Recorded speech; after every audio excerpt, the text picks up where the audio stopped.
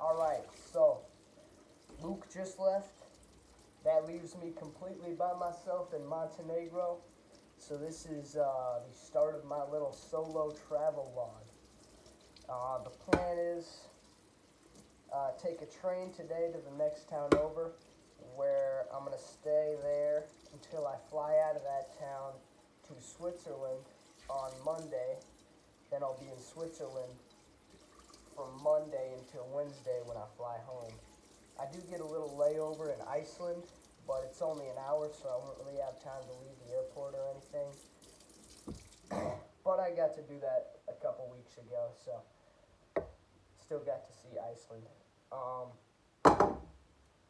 Why am I by myself in Montenegro? It's an amazing question. So I'm going to do a monologue here to explain basically how I got here. Alright, so flew into Milan, climbed a building shirtless, took a train to Venice, found two professional Irish MMA fighters who I wrestled on the cobblestones, one of which was 250 pounds, so I actually managed to get a takedown on before getting reversed and then armbarred, tapped out, but it was still a pretty fun match. Stayed out that entire night without even meaning to, saw the sunrise on the beach. Next night, walked around Venice in the moonlight with a Danish girl, because she found out I was 5 years younger than her, so that was still cool.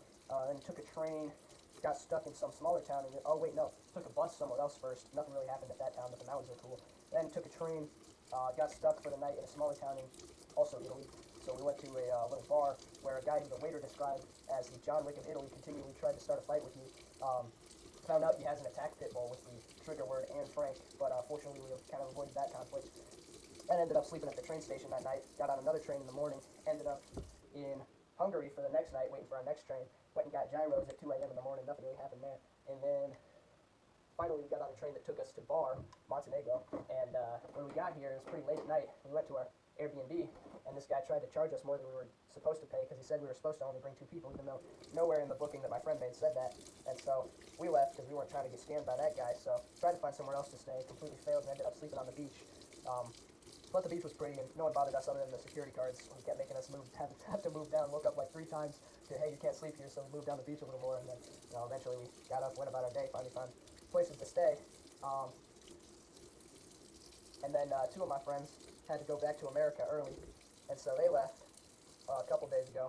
They left yesterday, and then my other friend decided to go to Albania, which he just left to go do, and so that leaves me here at the Airbnb. I got a train to catch in less than an hour that's going to take me to the next town. And, yeah, that's the monologue. All right.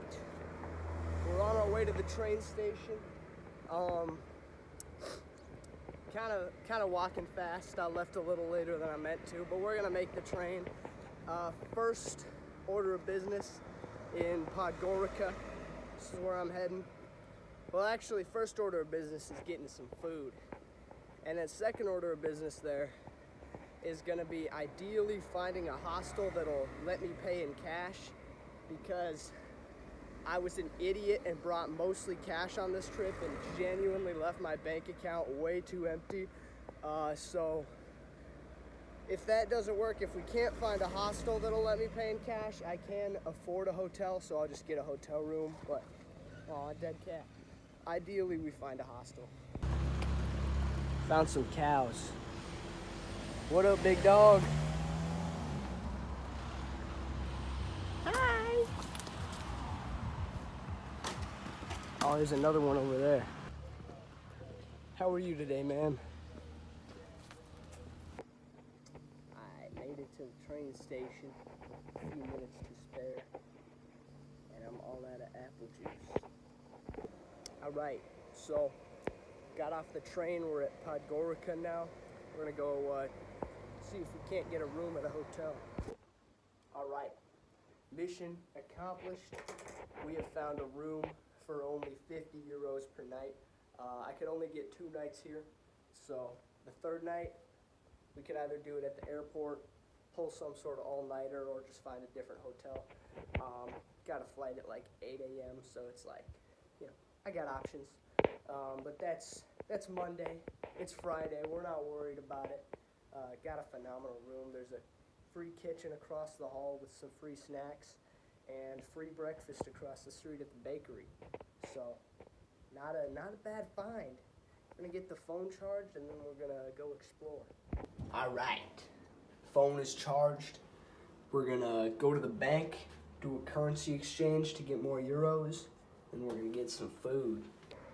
All right. Just hit up the bank, exchange some of my dollars for euros, and we're gonna get some food. I'm hungry. All right, we're back at the room. The food was delicious. We got some Chinese food. It was awesome. We're gonna get changed, see if we can find a gym to go hit some arms. All right. We took a little unscheduled 2-hour nap by accident. So now the gyms are all closing. So I think we're just gonna chill out a little bit, call it an early night, get some sleep, be up nice and early tomorrow, find some adventures. This has been Travelogue Part 1. I'll see y'all tomorrow.